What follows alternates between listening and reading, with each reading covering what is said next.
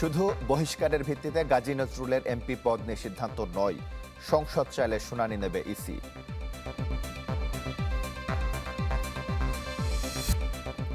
সহজ হচ্ছে VAT tax ব্যবস্থা, বললেন প্রধানমন্ত্রী। বাংলাদেশ হবে বিদেশি বিনিয়োগের অন্যতম গন্তব্য।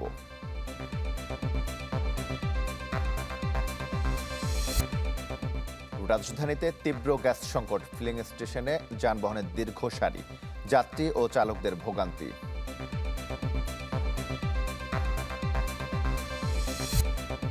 মানবতা বিরোধী অপরাধ মামলায় ট্রাইব্যুনালে গ্রেপ্তার মুজাফফর, জিজ্ঞাসাবাদের অনুমতি।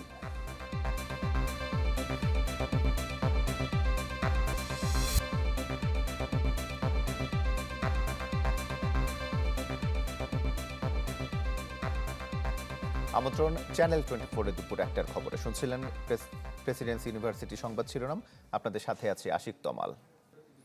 শুধুমাত্র বহিষ্কারাদেশের ভিত্তিতে জামায়াতে ইসলামের গাজী নজরুল ইসলামের এমপি পদ নিয়ে কোনো সিদ্ধান্ত নেবে না নির্বাচন কমিশন। সংসদ জানতে চাইলে শুনানি এবং পর্যালোচনা করে সিদ্ধান্ত নেবে ইসি। চ্যানেল 24কে এসব তথ্য জানিয়েছেন নির্বাচন কমিশনার আব্দুর রহমান এল মাসুদ। তবে জামায়াতে ইসলামীর সংসদীয় দলের মুখপাত্র জানিয়েছেন, যেহেতু তাকে দল থেকে বহিষ্কার করা হয়েছে, স্বয়ংক্রিয়ভাবে তা পদত্যাগ হিসেবেই গণ্য হবে। আশিকিন প্রিন্সের রিপোর্ট। জামায়াতে ইসলামীর মনোনয়নে বিগত নির্বাচনে সাতক্ষীরা 4 আসনে এমপি হন গাজী নজরুল ইসলাম। তবে দলীয় তদন্তে নৈতিক স্খলনের প্রমাণ পাওয়ায় বহিষ্কার করা হয়েছে তাকে। এই অবস্থায় প্রশ্ন দেখা দিয়েছে, বর্তমান বাস্তবতায় সংসদ সদস্য থাকবেন কিনা গাজী নজরুল। সংবিধানের 70 অনুচ্ছেদে বলা আছে, স্বেচ্ছায় পদত্যাগ কিংবা নিজ দলের বিপক্ষে ভোট দিলে বাতিল হবে এমপি পদ, কিন্তু সেখানে স্পষ্ট নয় বহিষ্কারের ইস্যুটি।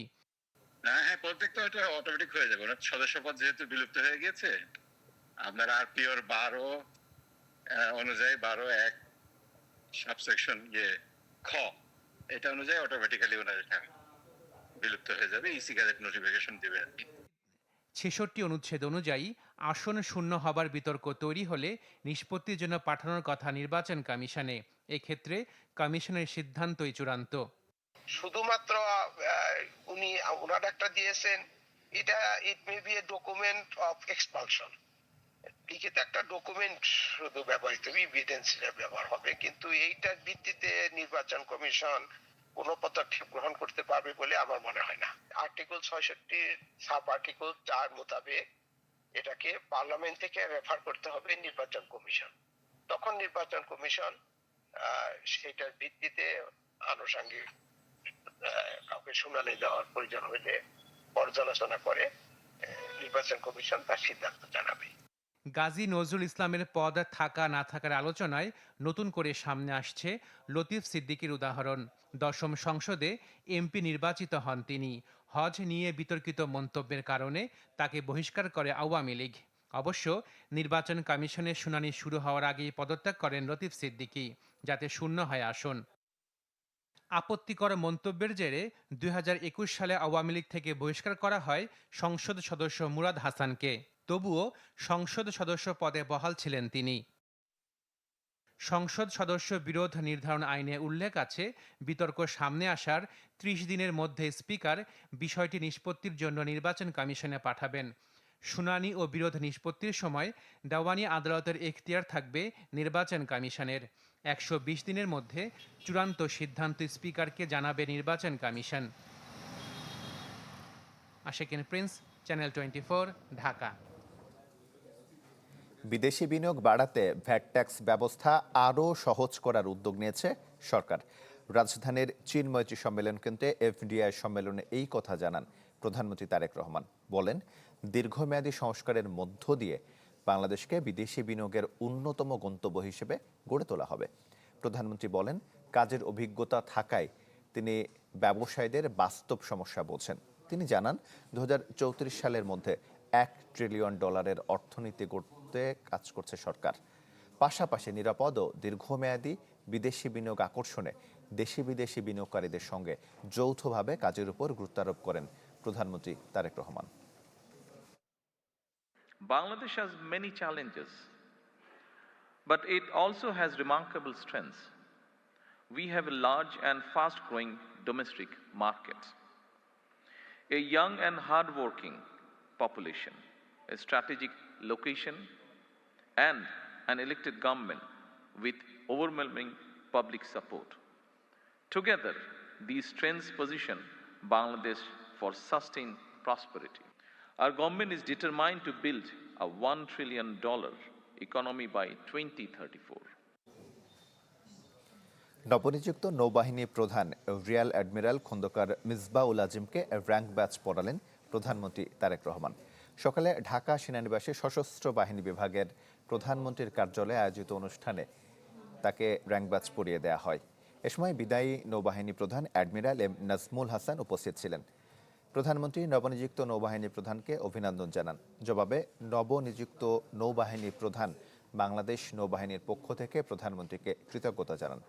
ভাইস অ্যাডমিরাল খন্দকার মিসবাউল আজিম 1987 সালের 1 জানুয়ারি নৌবাহিনীতে যোগ দেন। 1989 সালে এক্সিকিউটিভ শাখায় কমিশন লাভ করেন। তিনি রয়্যাল মালয়েশিয়ান নৌবাহিনীতে বিশেষ কৃতিত্বের সঙ্গে প্রাথমিক প্রশিক্ষণ সম্পন্ন করেন। রাজধানীতে বেশিরভাগ ফিলিং স্টেশনে মিলছে না সিএনজি গ্যাস। চাহিদা মেটাতে এক স্টেশন থেকে আরেক স্টেশনে ছুটে বেড়াচ্ছেন গ্রাহকরা, তবুও মিলছে না সিএনজি গ্যাস।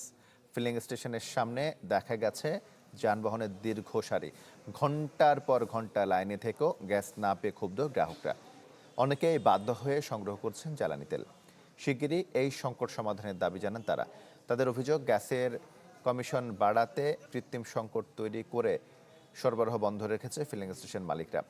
গ্যাস সংগ্রহের জন্য সিরিয়ালে দাঁড়ালেও ট্রাফিক পুলিশের বাধার মুখে পড়তে হচ্ছে তাদের।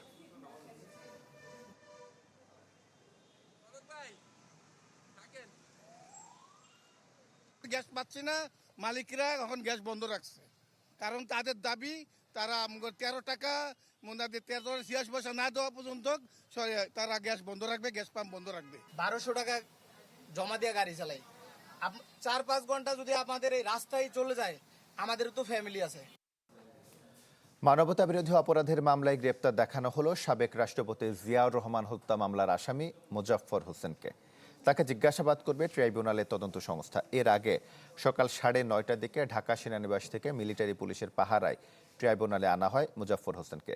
মানবতা বিরোধী অপরাধ মামলায় তাকে গ্রেপ্তার ও জিজ্ঞাসাবাদের অনুমতি চায় প্রসিকিউশন। মঙ্গলবার চিফ প্রসিকিউটরের আবেদনে তাকে হাজির করার আদেশ দেন ট্রাইব্যুনাল। গেল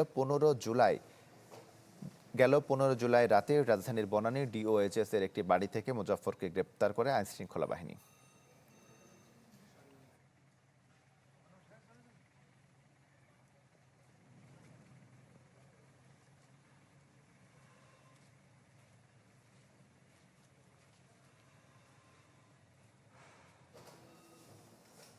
দর্শক, কিছুক্ষণ আগে জানাচ্ছিলাম যে রাজধানীর ফিলিং স্টেশনে দেখা দিয়েছে গ্যাস সংকট। এ বিষয়ে আরও জানাতে রাজধানীর তেজগাঁও থেকে আমাদের সঙ্গে যুক্ত হচ্ছেন শফি মাহমুদ সাগর।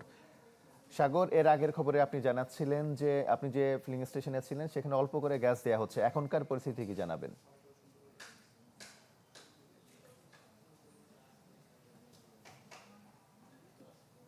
আমি এখন তেজগাঁওয়ের আরেকটি ফিলিং স্টেশনে এসেছি।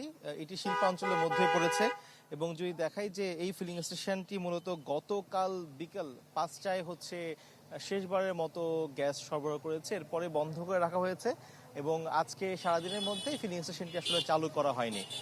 তো এইটি ভিতরে এইটার যেই কর্মীরা আছেন, কিন্তু তারা আসলে যাতে করে বাইরে সিএনজি নেওয়ার জন্য কোনো যানবাহন অহেতুক না দাঁড়ায়, সেই জন্য তারা মূলত পুরো গেটটি বন্ধ করে দিয়েছেন এবং তাদের কথা হচ্ছে যে গ্যাসের চাপ এতটাই কম যেখান থেকে আসলে কোনো গাড়িকেই গ্যাস সরবরাহ করা সম্ভব নয়, যার জন্য তারা গতকাল সর্বশেষ গ্যাস দেওয়ার পর থেকে আজকে আর গ্যাস সরবরাহ করেননি। এবং এরকম চিত্র বলা যায় যে রাজধানীর অন্যান্য প্রায় সব সিএনজি পাম্পগুলোতেই দেখা গিয়েছে, যেখানে দীর্ঘ গাড়ির লাইন রয়েছে, যারা অপেক্ষায় আছেন কয়েক ঘন্টা ধরে যাতে করে তারা গ্যাস পাবেন কিনা সেই নিশ্চয়তা তারা আসলে পাচ্ছেন না। পাশাপাশি সিএনজি ড্রাইভারদের একটি অভিযোগ রয়েছে, তারা বলছেন যে তাদের আশঙ্কা যে এই গ্যাস সরবরাহ এইটি যতটা না আসলে তৈরি হয়েছে তার চেয়ে বেশি আসলে এটি সংকট তৈরি করা হয়েছে, যাতে করে সিএনজি ফিলিং স্টেশনের যেই পাম্প মালিকরা রয়েছেন তাদেরকে কমিশন বাড়ানোর জন্য এটি করা হয়েছে। এটি হচ্ছে সিএনজি ড্রাইভারদের দাবি। এর পাশাপাশি আমরা দেখতে পেয়েছি যে রাজধানীতে গুটি কয়েকটা জায়গায় যেখানে কিছুটা সরবরাহ রয়েছে কিন্তু গ্যাসের চাপ কম থাকায় সেখানে অনেকক্ষণ নাগাদ দাঁড়িয়ে থেকে গ্যাস নিতে হচ্ছে এবং সেখানে আসলে পরিমাণ মতো যা চাওয়া হচ্ছে তার তুলনায় অনেক কম গ্যাস দেওয়া হচ্ছে। তো এই ছিল সর্বশেষ অবস্থা। সাগর, আপনাকে ধন্যবাদ। রাজধানী তেজগাঁও থেকে আমাদের সঙ্গে যুক্ত হয়েছিলেন শফি মাহমুদ সাগর। আগামীর বাংলাদেশে কেউ যেন চিকিৎসাধীন না থাকে এমন একটি স্বাস্থ্য ব্যবস্থা গড়ে তুলতে হবে। রাজধানীর হোলি ফ্যামিলি মেডিকেল কলেজের বার্ষিক অনুষ্ঠানে এই কথা বলেছেন জিয়াউর রহমান ফাউন্ডেশনের vice president doctor Zubaidur Rahman. বলেন, বাংলাদেশে রোগীর তুলনায় ডাক্তার ও নার্সের সংখ্যা অনেক কম। এ সংকট মোকাবেলায় শিশুদের ছোটবেলা থেকেই মানব সেবার স্বপ্ন দেখতে হবে। চিকিৎসা শাস্ত্রের উপর বিদেশ থেকে উচ্চতর ডিগ্রি অর্জন করে ডাক্তারদের দেশে ফিরে আসার আহ্বান জানান ডাক্তার জুবাইদুর রহমান। আগামীর বাংলাদেশে যেন কোনো রোগাক্রান্ত গ্রামবাসী চিকিৎসার অভাবে প্রাণ না হারায়, কোনো নবজাতক যেন তার মায়ের কোল খালি করে চলে না যায়।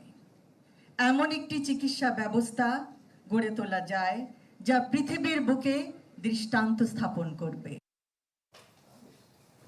জুলাই গণহত্যার সুষ্ঠু তদন্ত ও দ্রুত বিচারের দাবিতে আন্তর্জাতিক অপরাধ ট্রাইব্যুনালে সামনে মানববন্ধন করেছে 11 দলীয় ঐক্যজোট। সকালে আয়োজিত মানববন্ধনে শহীদ পরিবারের সদস্য ও আহতরা অভিযোগ করেন, সরকার জুলাই যোদ্ধাদের মধ্যে বিভেদ তৈরি করছে। বলেন, বিদেশে পালিয়ে থাকা আসামিদের মামলার রায় দিয়ে লোক দেখানো কাজ করছে সরকার। তাদের অভিযোগ, সরকার জুলাই গণহত্যার দ্রুত বিচারে অনীহা দেখাচ্ছে এবং বিচারকে প্রশ্নবিদ্ধ করছে। মানববন্ধন শেষে চিফ প্রসিকিউটরের কাছে একটি স্মারকলিপি পেশ করে 11 দলীয় ঐক্যজোট।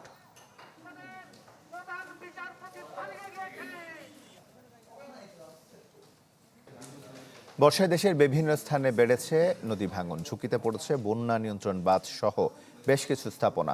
যমুনা নদীর পূর্ব তীররক্ষা গাইড বাঁধের টাঙ্গাইলের শাখারিয়া এলাকাতে তীব্র ভাঙন দেখা দিয়েছে। কয়েকদিনে ক্ষতিগ্রস্ত হয়েছে বাঁধের 100 মিটার অংশ। পাকা সড়কেও দেখা দিয়েছে ফাটল।